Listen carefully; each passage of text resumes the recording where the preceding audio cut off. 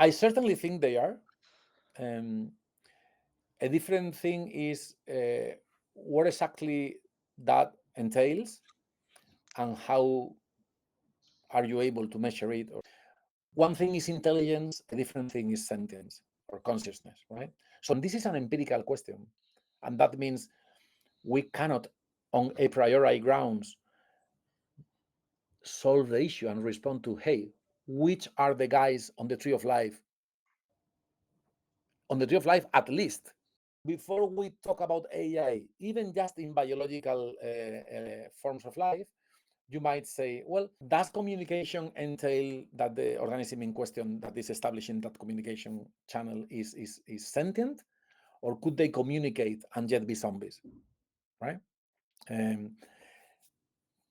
Parroting machines, right? And if you have a parroting machine, how do you know that it's just parroting?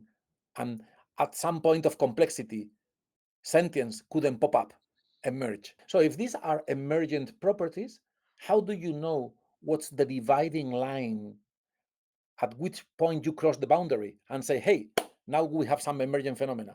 The very same discussion has already taken place within the animal kingdom. So within the animal kingdom, we used to have like the privileged status, hey, these are the sentient guys, Homo sapiens.